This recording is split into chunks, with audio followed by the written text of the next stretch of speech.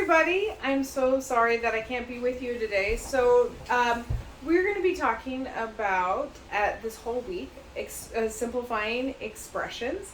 And this is with two variables or maybe even more variables eventually. So I know yesterday you didn't get a actual lesson with this and you had to kind of figure things out. So today I decided I was going to do a video for you to kind of run a few sample problems so that it can help you fill out your worksheets. But I'm missing something. I really need a whiteboard. Let's see if I can do with the magic of technology to get a whiteboard. Whiteboard? Whiteboard delivery. Oh, thank you.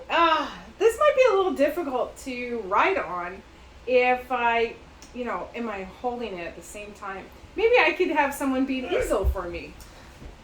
Assistant delivery. Thank you, Mr. Courtnage. I'm here. Yes, this video will be goofy. Prepare yourself for lots of groans. Okay, so, yes. Grown one.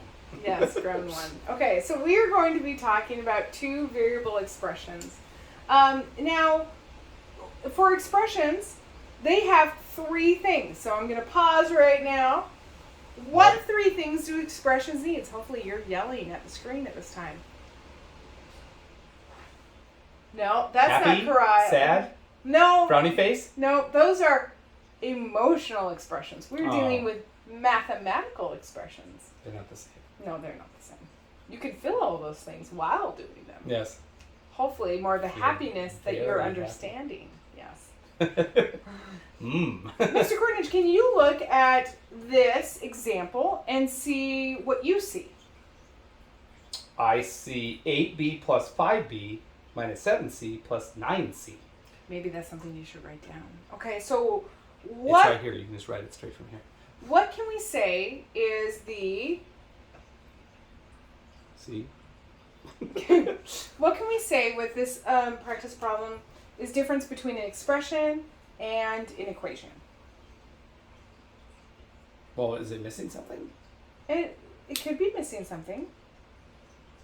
I feel like it's missing an equal sign. Well, if it was an equation, it would absolutely have an equal sign. But this is an expression, so it doesn't have an equal sign. Don't all math problems have to have an answer that is equal to something? No, because just like in life, there are times when we don't have the answers, and that's okay. We have an expression. We have an expression. Oh. Just like some sentences aren't fully developed. ... Ellipses. Okay, so with an expression, it needs to have, hopefully everyone wrote this correctly, or said this out loud correctly, it needs to have at least two numbers. Which, do we have at least two numbers? At least two. At least two. It must have an operation such as adding, subtracting, or multiplying or dividing. Do we have an expression? At least two. Well, it just needs at least one. So, okay. Oh.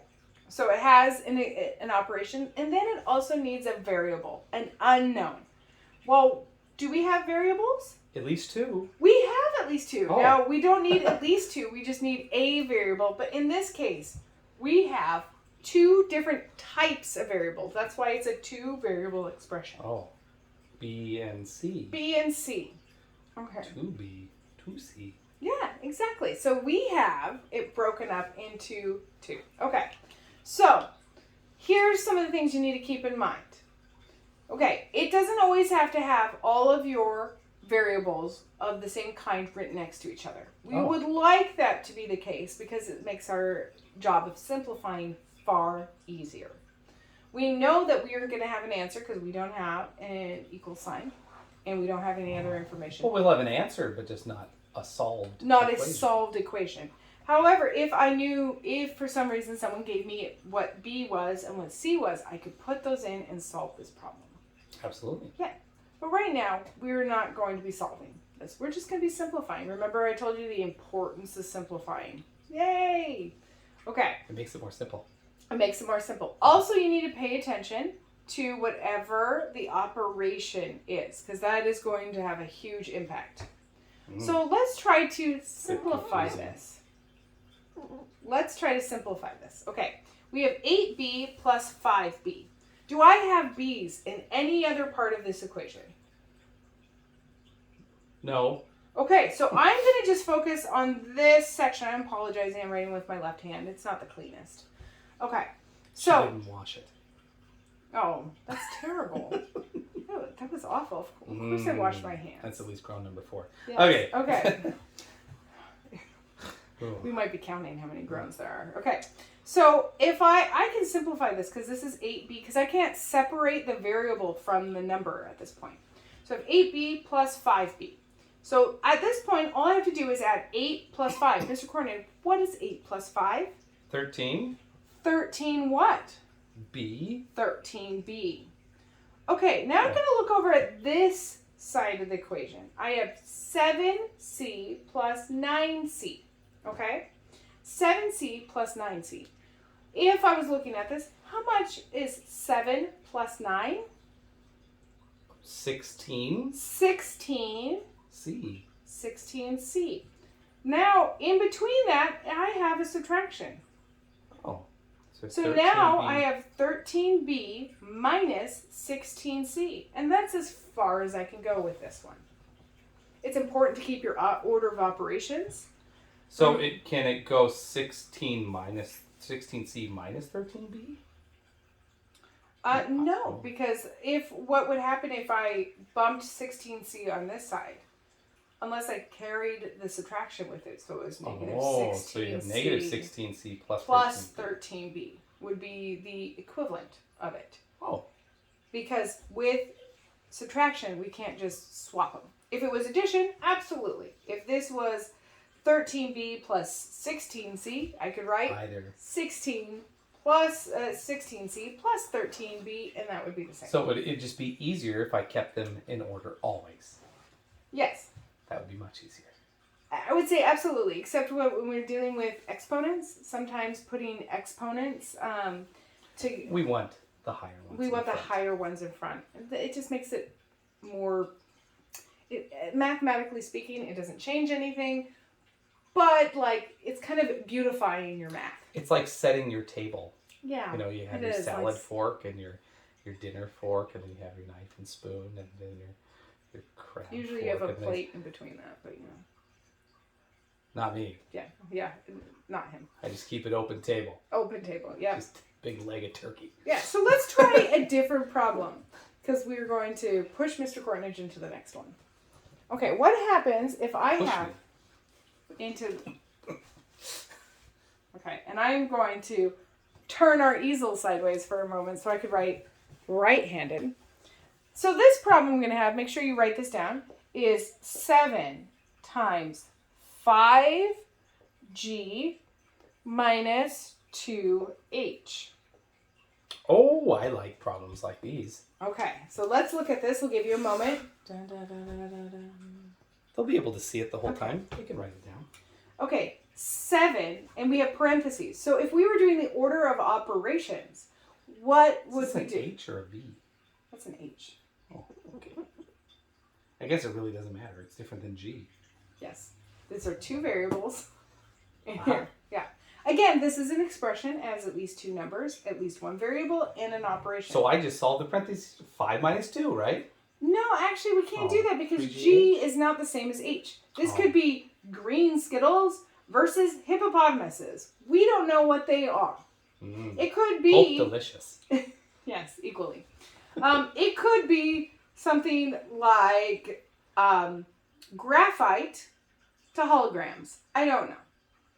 Whoa, okay. It doesn't even have to start with the same letter. No. It could be apples to kiwis. It Yes. doesn't matter. It does not matter. We don't know what it is. They're mystery numbers. So to Are we solve... confused? No, you shouldn't be. Okay. No. We've gone over that before. So, let's get a refresher. What we're going to do to solve this problem is we're going to do our order of operations. I can't do anything in the parentheses right now because this is as simplified as far as I can go because G and H are not the same. Oh. But I have this 7 on the outside. And when we have parentheses or groupings, if we have those kind of groupings, if we have a number directly outside, that implies multiplication. So what I'm going to do is I'm going to multiply my 7 into my 5, but I'm also going to multiply my 7 into my 2. -2. -2. So let's try this. So 7 times 5 is... Wait. Everyone should answer that because we're working on our 7s. Yes. 35. 35 indeed. Is it just 35 or 35H or 35G? What do you think, Mr. Courtnage? 35? 35G. 35G. That is wonderful handwriting with your left hand. I'm trying. It's been a while. I learned how to write with my left hand last spring when I broke it. Okay. Actually, it's pretty good. Seriously sprained it. Okay. Minus. Why'd you put a minus sign? Because that is the operation that is already in there, and I'm not changing the operation at all. Can't change that operation? No, I cannot. I don't have that power. Okay. 7 times 2 is... 14. 14. But it's not just 14, it's 14. H. 14H. Okay, so this is as far as we can go. No parentheses necessary after that. Nope, we've solved our parentheses. So that's 35G minus 14H. And you're like, hey, Mrs. Courtnage, that was super simple. Or for some of you going, oh my goodness, just remember anything that is outside the parentheses needs to be multiplied throughout the parentheses. Oh. What if it's underneath? Like I put a... If you put a line? A division sign underneath and a 7. Would I divide this 5 sevenths and 2 sevenths? No. Oh. No, that is separate. But you might be able to simplify if G or H is below that, and depending what it is. Oh, okay. That's too far. That is too far. That's not this problem. In fact, that's our next problem. Thanks, Mr. Courtnage, for setting that up and had no idea. Okay. I didn't. Back to being an easel again. Do not prepare. Back to being an easel again. I'm an easel. Okay. So on this one, we're going to have 6 outside the parentheses, 10y plus 4y. Oh. And we have divided by 42b minus 16b. Now I should not have written this, so let me rewrite this. You're a little bit okay. smaller. We can erase things and make. Let me rewrite that. I'm so sorry. I'll write it quickly. Too big. Now. It's too big. big. It is too big, and I'm gonna erase expressions. Too much problem for this whiteboard. Yes, I miss the school whiteboard. You've only been away for a day or two. It's okay. It's always in my life. I would live with whiteboards every day, like walls, just to be whiteboards. Like the Big Bang Theory or something. Oh yeah, absolutely. Okay. Okay. So, on this one, again, it's a sitcom. Some people know what that is. Okay. Some people, parents like us. Some students, yeah. Okay, so this is 6 times 10y plus 4y. 10 and 4y are in parentheses. Wouldn't it be 10 times the sum of 10y plus 4y? Yeah. Or the sum of 10y and 4y? Yes. Divided by 42b minus 16b. So what we could do, I like to solve one half on top and then go to the other half and then simplify there from there. That to me makes a little bit more sense. All right. For stepwise. Okay, so for this one, the first thing we could do, what should we do? Mr. Courtnage, we were talking about the order of operations. Oh, well, we need to combine the top so it's more simplified. Okay, so what he's saying is we need to go to our groups.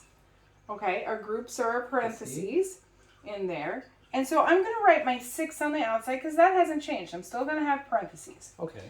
And then 10y plus 4y. Unlike the last couple problems, these variables are the same. Oh. So we get to do that. What's 10 plus 4? Last time I checked, it was 14. 14y. Oh, because. Divided by, and I'm just going to rewrite the problem. 42b minus 16b. Now, the reason why I'm doing so is because I don't want to do too many steps and then make a mistake. So right, so you can double check yourself. I can double check myself. If you start guessing everything along the way, that's when mistakes happen. Absolutely. And this is when it's really important. Remember to show your work, because if you don't show your work, you're not going to get credit. Okay, so at this time, now I'm going to go back up and focus on that. So I have 6 times 14y. What is 14 times 6, Mr. Courtnage? He's looking 84. Okay, 84 is indeed correct. He looked a little confused. It wasn't confusion. It was called doing math in my brain before she asked me the question. He did not work on his sixes last week, so that's okay. Who knows 6 by 14 at the top of their head? All of these guys. Okay. Oh, that's disaster. Okay. 84. Okay, so I'm gonna write these over here just because I have more space. Okay, so 84y. Okay. Over 42b. 42b minus 16b. Okay. Okay. Well, You now can't do anything with I that can't do anymore. anything with Oh. 84 anymore. It is done. 84y, good as we can go.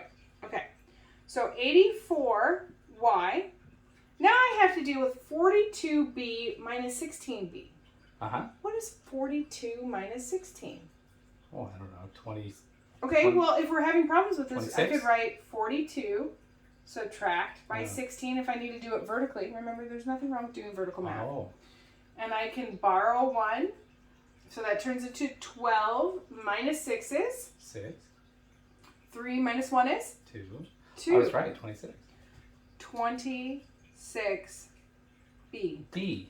Is that 84y divided by 26b. 6b? I don't think it can get any simpler. No.